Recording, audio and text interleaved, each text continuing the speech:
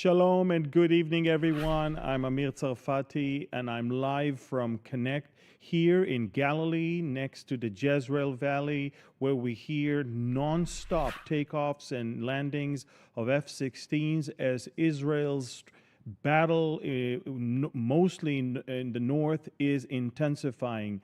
I'm going to start with breaking news in a few seconds, but not before we will commit this into the hands of the Lord. Father, we thank you so much for being not only the creator of this universe, but also being in control and making sure that everything that happens for a reason and for a season. We thank you. We thank you so much that we can trust in you, that everything that you have foretold through your prophets is coming to pass. We thank you and we bless you. We ask that you will preside over the technical aspect of this broadcast, that you will bless and comfort and encourage and educate all the hundreds of thousands of people that are going to watch this update. Again, we thank you and we ask this in the name of Yeshua. Amen. So again, shalom everyone. I'm Amir Tsarfati. We are live from Connect here in Galilee, in Israel, northern Israel, next to the Jezreel Valley, next to the northernmost airbase in Israel. And breaking news before we start the rest of the update is that the defense minister of Israel a few hours ago literally announced to the soldiers in the northern border of Israel with Lebanon that within just a few days, they will receive the command, just as the soldiers 11 months ago received the command to enter into Gaza. They will receive the command to roll into Lebanon. In fact, the Arab channels showed this picture all over the internet, quoting what he said: the center of gravity is moving north. We are nearing the completion of the tasks in Gaza. And so basically, everybody understands that it's time to move to the big game with the big league, major league terrorist organization, Hezbollah. And this is exactly why we are methodically working on eliminating all of their major commands echelon. And today, 40 kilometers deep into Lebanon in the Bekaa Valley, we eliminated one more commander, this time of their special forces, the Radwan forces. And that's the guy. I mean, every day we are eliminating operatives, but most so commanders, in order to leave the organization without that important level of people.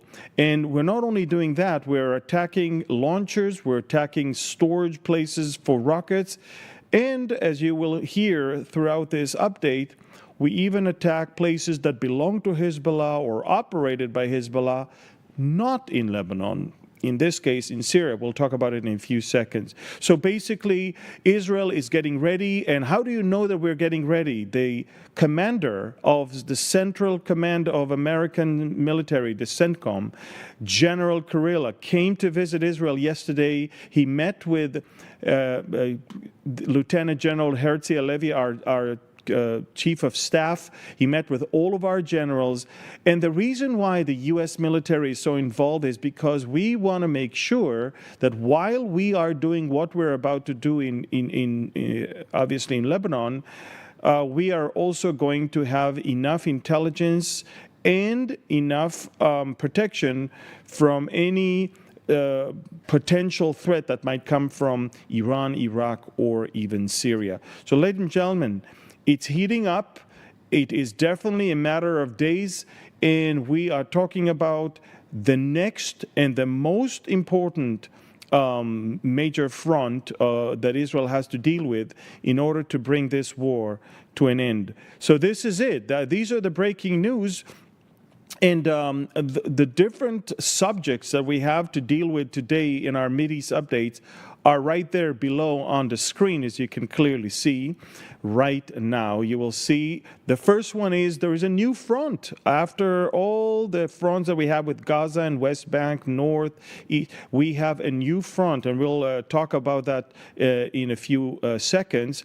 Also, we'll talk about the stark difference between countries that we have peace with for many years and countries that we just signed peace 4 years ago with. We'll definitely talk about the unusual attack of the IDF a couple nights ago in Syria. We'll talk about the situation in Gaza. We have eliminated today the commanders that were in charge of the murder and the execution of the 6 hostages a week ago. We scored that thing, and they're done.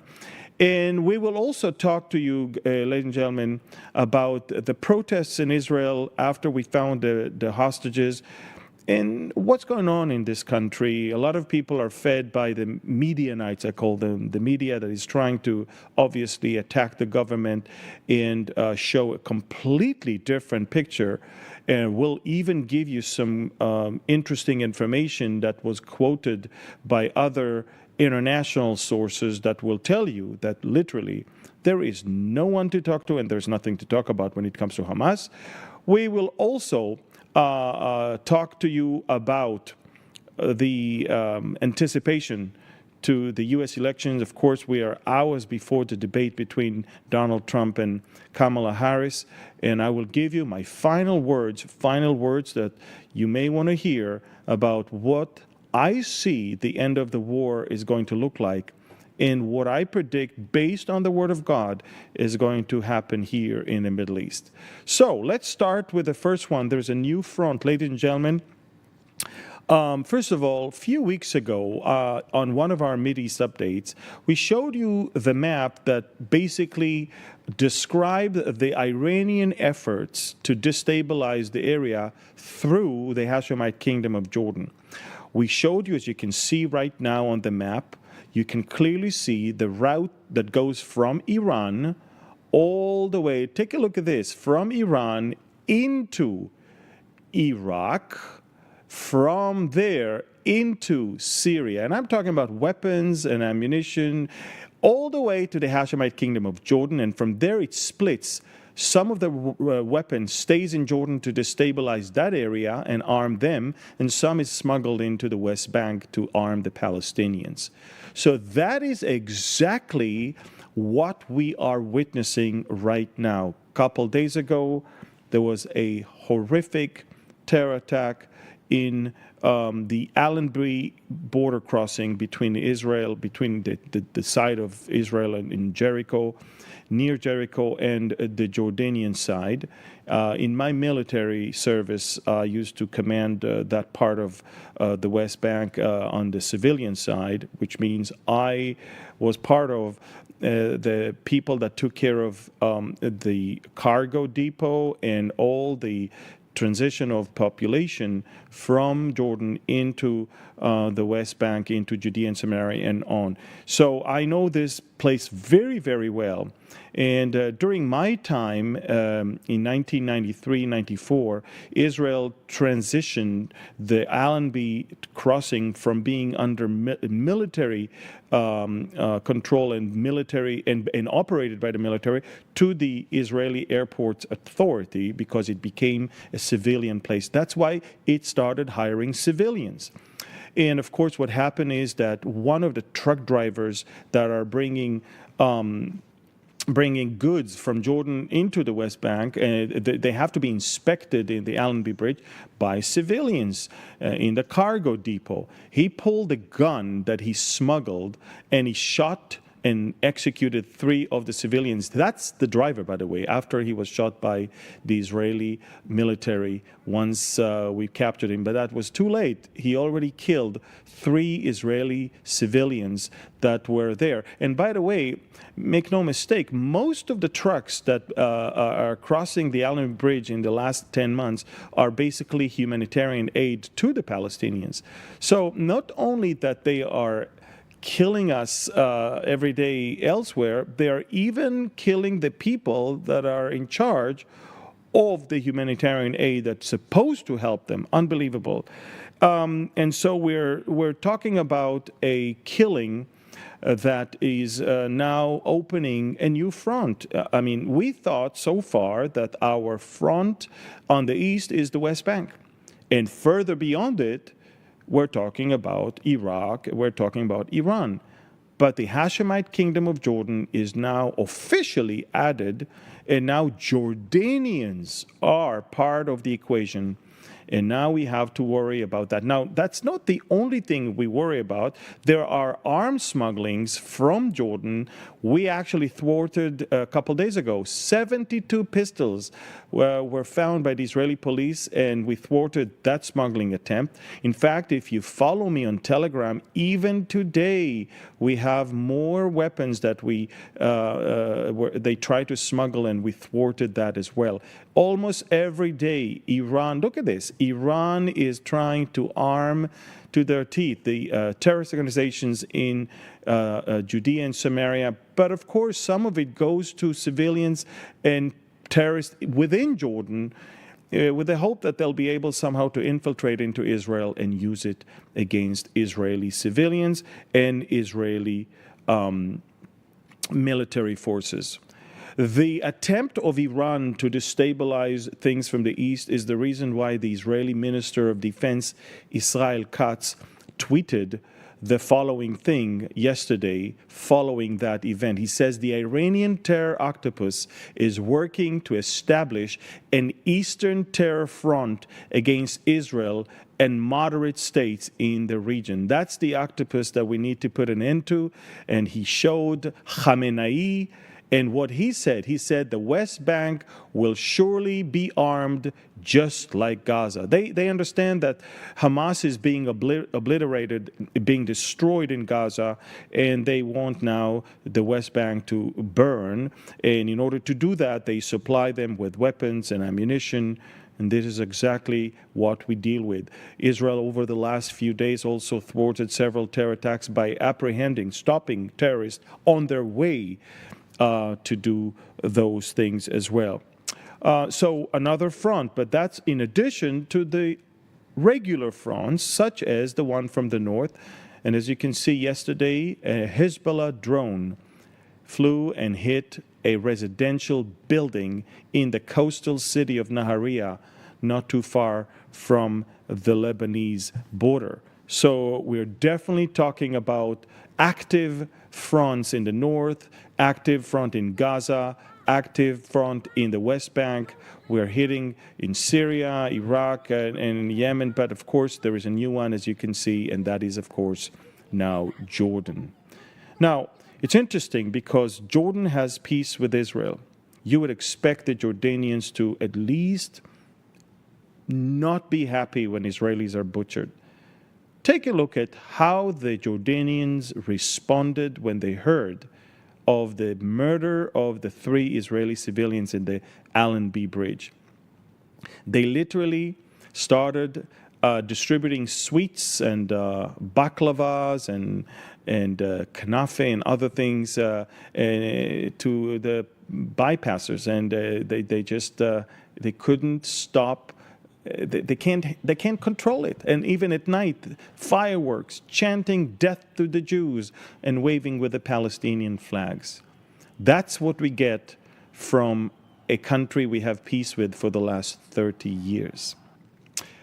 What about Egypt, with whom we have peace for over 45 years? They are allowing weapons to cross all the way into Israel from the Philadelphia corridor, from the border. And so the Egyptians are not doing much to stop arms coming all the way into terrorist organizations as well. And by the way, if you go to Jordanian schools and if you go to Egyptian schools, they don't really teach to love Israel or respect the Jewish people or to at least acknowledge the right of Israel to exist. No, not at all. On the other hand, 4 years ago, President Trump, the 45th president at that time, secured a peace deal that included a country called the United Arab Emirates. This is a picture of Dubai, but the United Arab Emirates is comprised of 7 different emirates. Of course, Abu Dhabi and then Dubai are the 2 biggest ones, and the 2/3 of the populations of the entire country are in those 2. But I want you to know that in that country, anti-Semitism is illegal. Their curriculum will not include any hate speech against Jews or Israel. They recognize Israel's right to exist, and they are very hospitable. In fact, as an Israeli, I can say I've been to Dubai quite a few times since the peace was signed.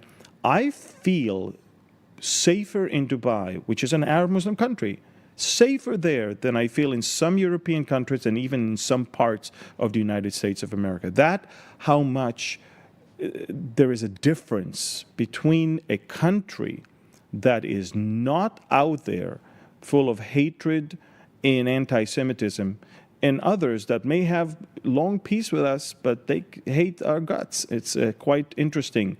And this is exactly why Prime Minister Netanyahu is predicting that in any arrangement after Hamas is finished, after Hamas is gone, if there's a need for a civil administration within Gaza or somehow an international military force to enforce order in Gaza, Prime Minister Netanyahu is envisioning the Emiratis to take a very major role in this particular task because we trust them. And they are not infected. And of course, we always trust and verify, but they are not, of course, infected by this amazing hatred. Now, that's not the only country that Israel has a long peace with and it hates our guts. Take a look at Turkey, with whom we have relations for many, many years. Erdogan took power and his rhetorics against Israel are intensifying almost every day. This is what he said lately. In fact, yesterday. Basically, Erdogan says the only step that will stop Israel is the alliance of Islamic countries. Can you imagine? Alliance of Islamic countries. Now, I mean, every time I read such things and I see Erdogan, the first thing that comes to my mind is, of course, Bible prophecy. Because apart from Russia, it's going to be an alliance of Islamic countries that are going to come against Israel in that war. So, stark difference between countries with whom we have peace with for many, many years, and yet there's so much hatred there, and the United Arab Emirates, which is a gem in the Arab Muslim world, and that is quite a difference. Last night, a couple nights ago, I couldn't sleep almost throughout the whole night, and the reason is here, the airbase next to my house was the launching pad for a very unusual strike in the heart of Syria, not Lebanon, not Gaza, Syria. In preparation for a possible attack in Lebanon, or for sure attack in Lebanon and Hezbollah, Israel is basically taking all the abilities of the pro-Hezbollah or pro-Iranian militias.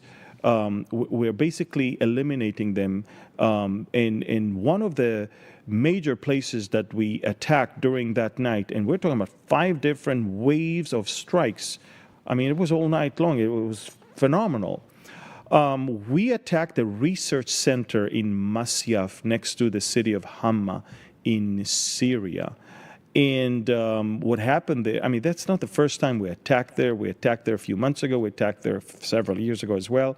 But this time it was way bigger, stronger, deeper, and more extensive. And apparently there were 3 different objectives for this strike. First of all, we know that the Iranian Revolutionary Guards are based there, so we needed to eliminate them. Second, we know that there were drones that were manufactured there. And third, they were also working on what we call unconventional weapon, chemical weapon and other things in that facility. About 18 people were killed so far in that attack. Over 40 were injured in that unusual, strong, and decisive strike in Syria. again, the different fronts that we're talking about. There's Gaza, and there is the West Bank, and there is Lebanon, and there is Syria, and there is Iraq, there is Iran, there is Yemen, and now we also have Jordan. And if that's not enough, we have the international anti-Semites, both in campuses and also online. And so that's what we had in Syria. Last night, early this morning. I'm up since 4:40 a.m., so I just heard about it when it happened. A very unusual strike in the humanitarian zone. Now, if you remember, when I showed you the maps of Gaza, I basically told you that we encourage people from the southern part of the Strip and from the northern part to concentrate in what we call the humanitarian zone, where we supply humanitarian aid, and this is where civilians are staying. Well, obviously, terrorists take advantage of that, and 3 major terrorists in the rank of colonels, in the rank of brigade commanders, belong to Hamas. They were actually hiding right there under some of the tents. We got intelligence, precise intelligence. Israeli jets took off and strike that place, and we left a deep crater, and we eliminated them.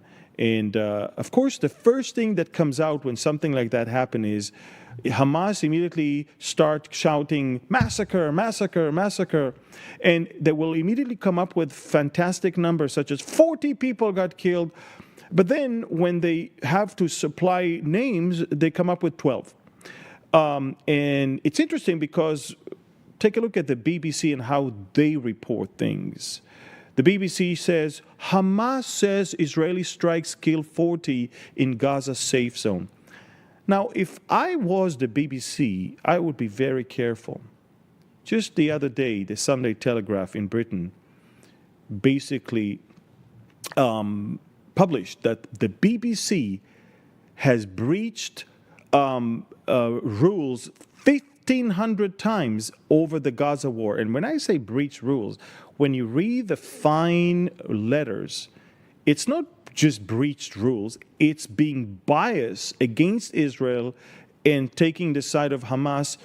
And whenever they cite the Ministry of Health, it's Hamas. Whenever they cite civilian authorities, it's Hamas.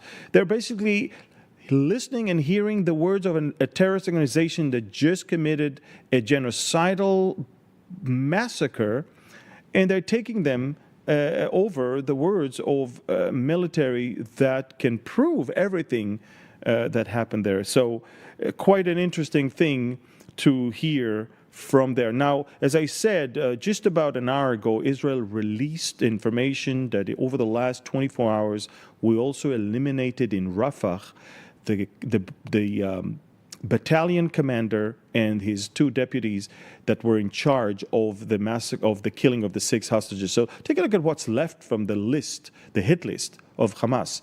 Not too many are still alive. We still have about 15, 20 people out of the 60. And but guys, we're getting there. We're hitting them. They are on the run. I don't think Hamas functions anymore as a military force. They are executing guerrilla fighting right now. One here, one there. But that's it. We are killing the commanders. Most of their rockets are gone.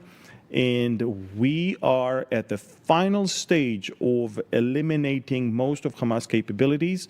And of course, we cannot afford not finishing the job with Hamas. That's a very important thing. An interesting thing that you need to see is that Israel currently is controlling 32% of the Gaza Strip. Take a look at the map. You all seen that map before. The Gaza Strip is divided to 5 different zones. The northern part, then the city of Gaza, then there's the central camps, and then we have Han Yunis and Rafah in the south. The Netzarim corridor that you see in the center is now twice wider. And then there's, of course, the Philadelphia corridor down south, where we are controlling the border with Egypt, and they can no longer smuggle weapons through it under the ground or above the ground.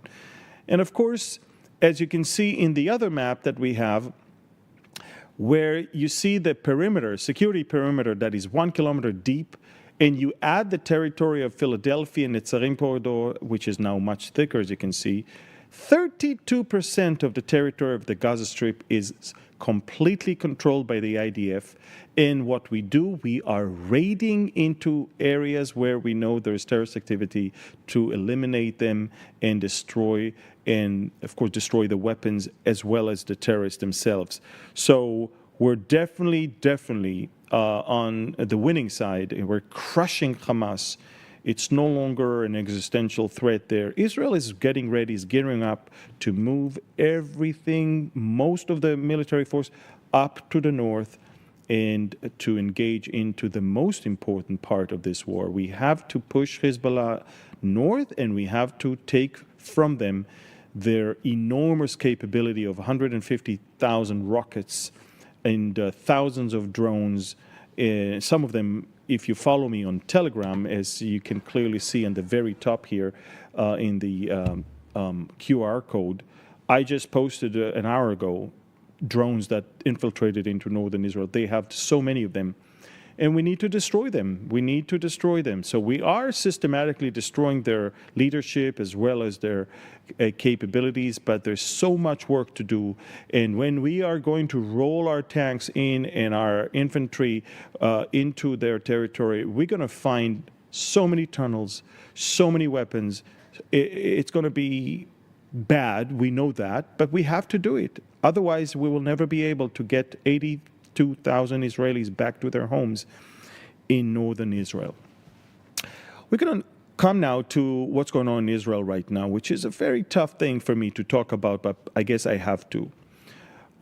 Ladies and gentlemen, following the finding of the 6 hostages that were executed by Hamas, and by the way, today, as I speak right now, the IDF just released the investigation on what happened there. Apparently, we didn't know they're there, and apparently we found we were drilling a shaft and into their tunnel a day after they were already executed. So now 2 terrorists somehow came out of their tunnel, and we killed them. Now we're checking if the DNA of those terrorists match the ones that we have on the bodies of the hostages. One thing is for sure, they had enough food and water there to keep them for a long time, and it was a dumpy, very small, very low tunnel. You couldn't even stand straight, and it was 20 meters under the ground,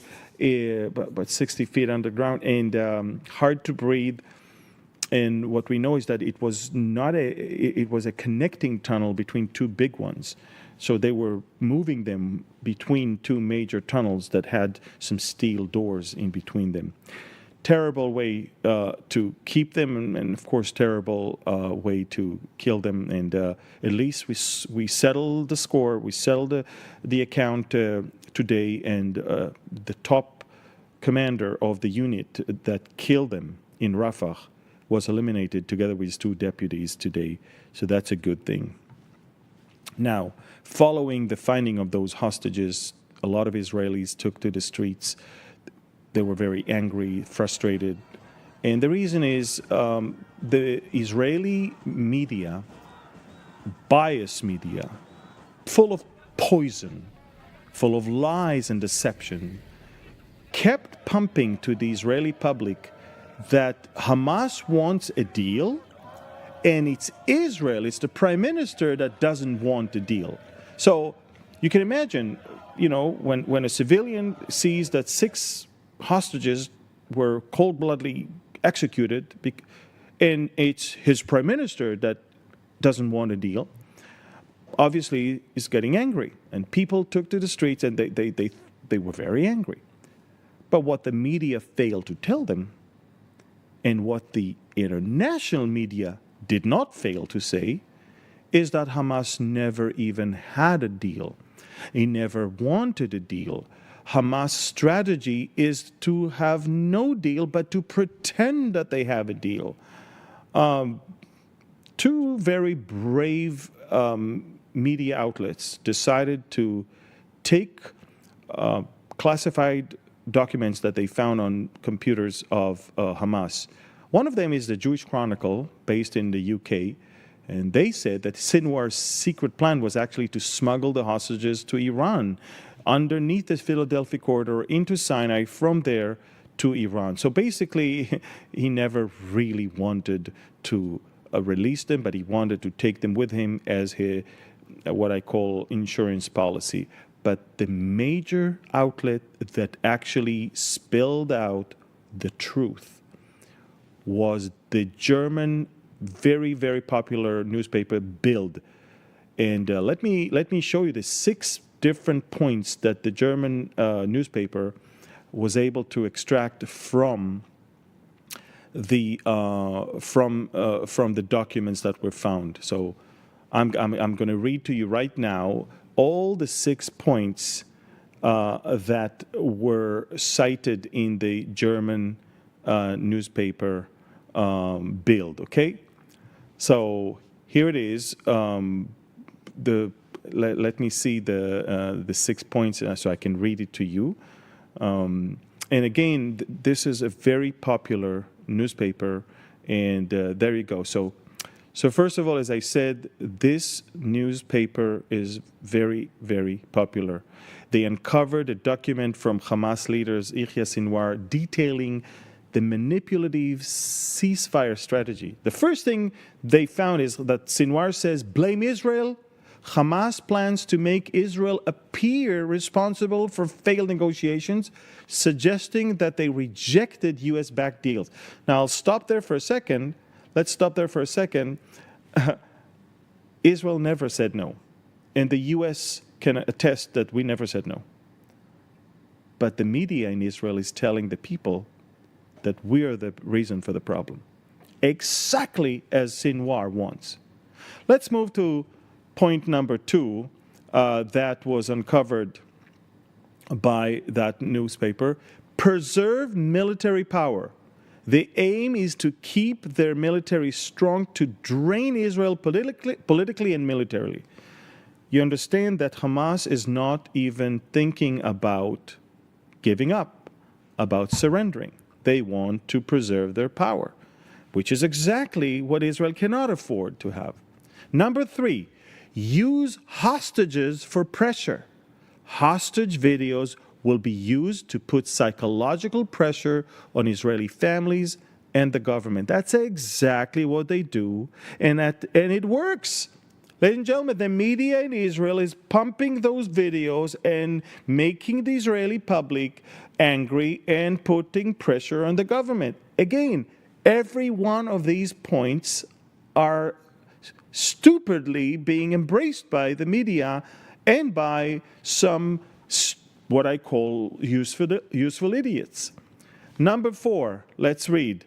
Prolong the negotiations. Hamas seeks to extend talks, avoiding a quick resolution despite the suffering of the Gazans. They don't care about the Gazans.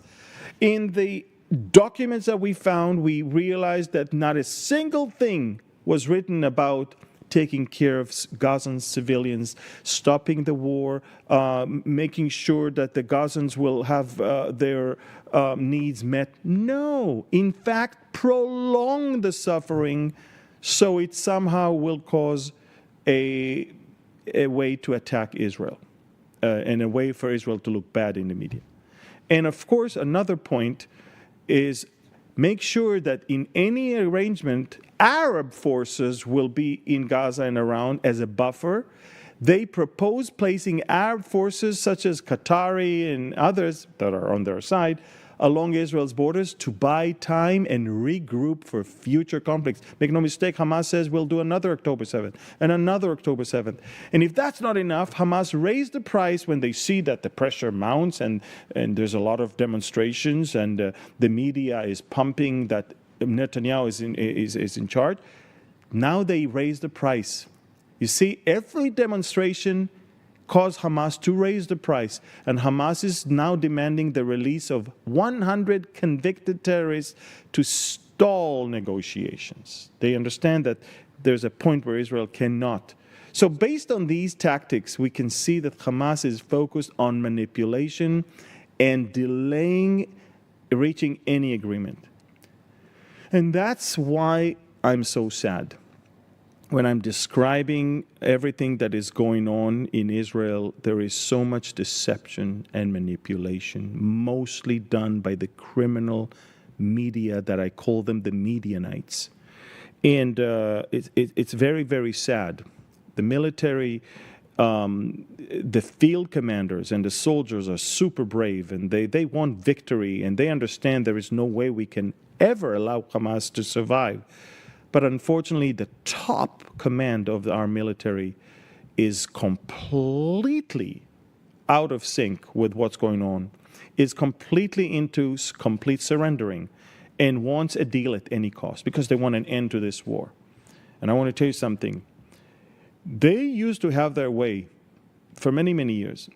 In Israel, although we are a democracy, one would think the prime minister and the government decide and the military obeys, because the military is not an elected official body.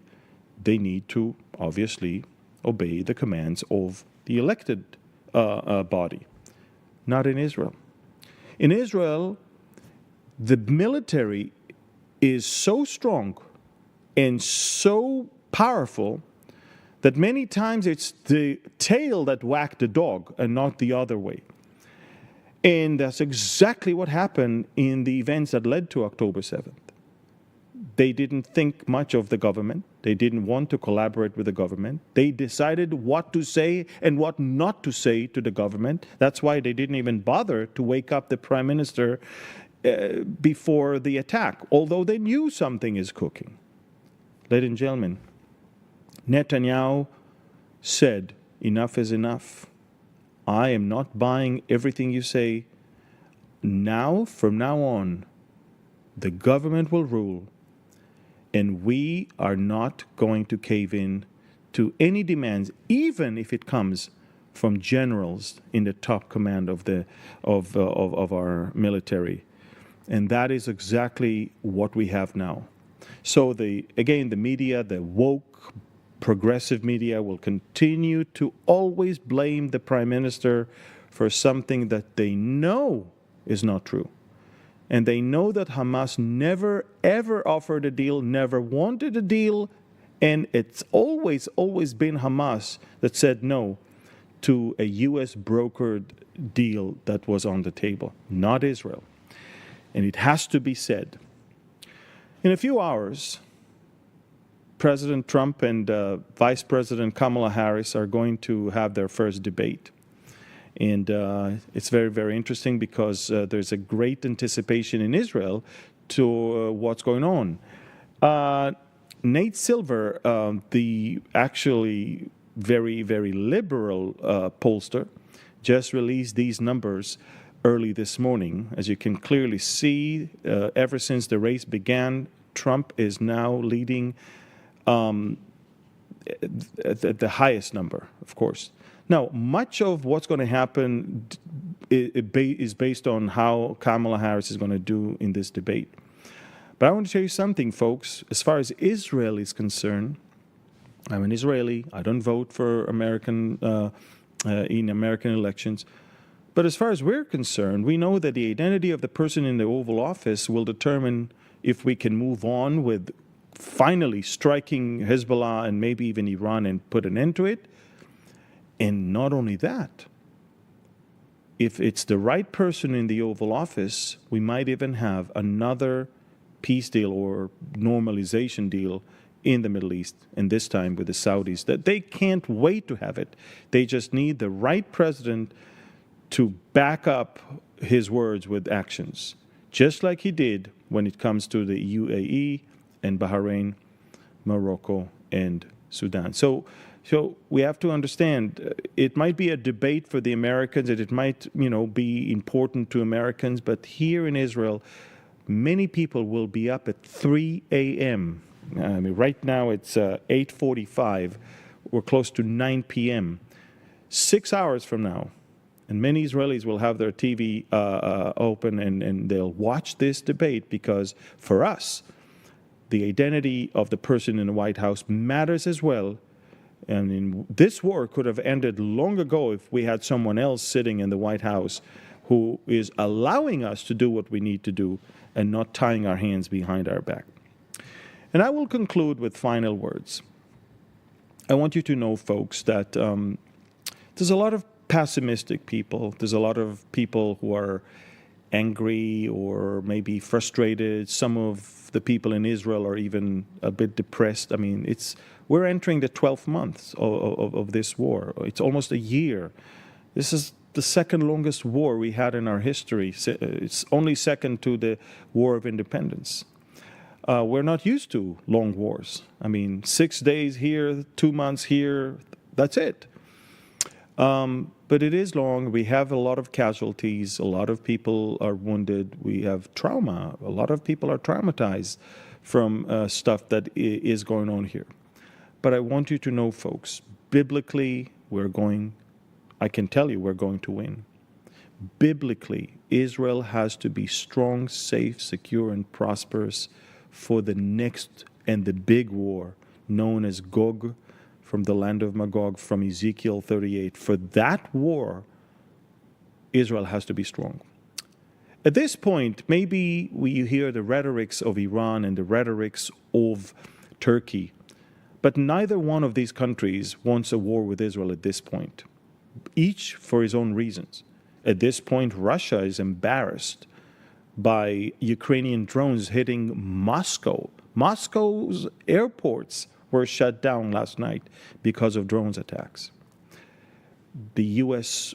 Secretary of State just said yesterday, a few hours ago, that he's imposing new sanctions on Iran because Iran is sending ballistic missiles to Russia. And he also said that Russia is somehow sharing nuclear knowledge with the Iranians. But the point is, Russia is leaning on weapons now that come from Iran and North Korea and China because Russia is suffering from lack thereof.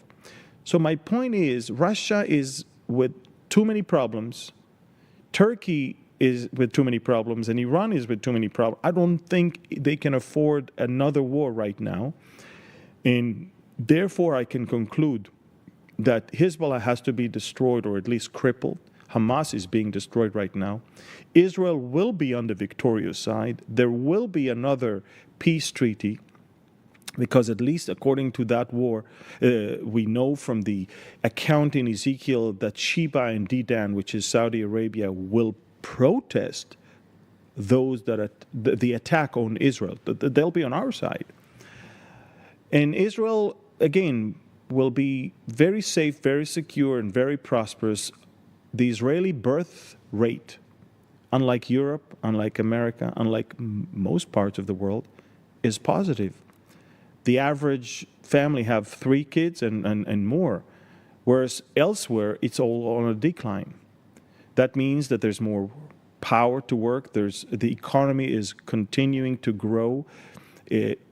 Our foreign currency reserves hit an all-time record of $271 trillion. That's staggering number. $billion, $271 billion of foreign currency that we have.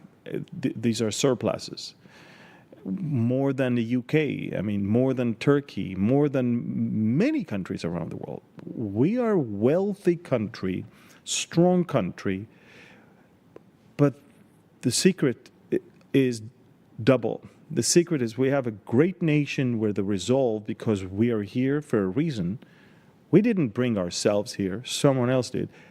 And of course, the most important thing is that the God of Israel neither slumbers nor sleeps. He will not allow us to be destroyed. We're here for a reason. We're here for a season. And the Bible says that only when the sun, the moon, and the stars will no longer be there, then and only then the seed of Israel will no longer be as a nation before him. And so I want you to know that, that we are going through hardships. There are wars and there are rumors of wars. But as Jesus said, let your heart not be troubled. Don't be troubled. It has to happen. That's what the end times are going to look like. We are a generation that is experiencing things that other generations could not. We are not only seeing wars, but we're seeing the rebirth of Israel. We are seeing the fact that fig tree comes back to life and flourishes.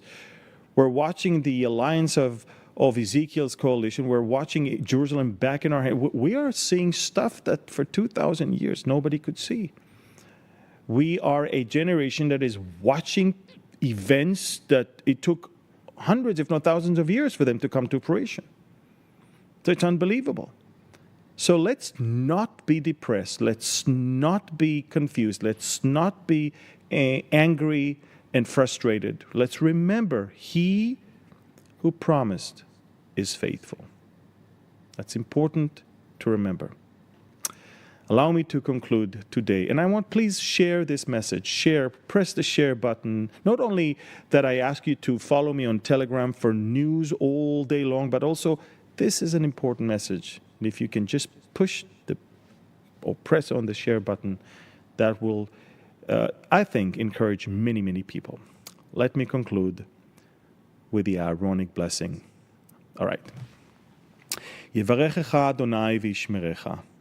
יאר אדוני פניו אליך ויחונקה. יישא אדוני פניו אליך וישם לך שלום. The Lord bless you and keep you. The Lord make his face shine upon you and be gracious to you. The Lord lift up his countenance towards you and give you his shalom, his peace.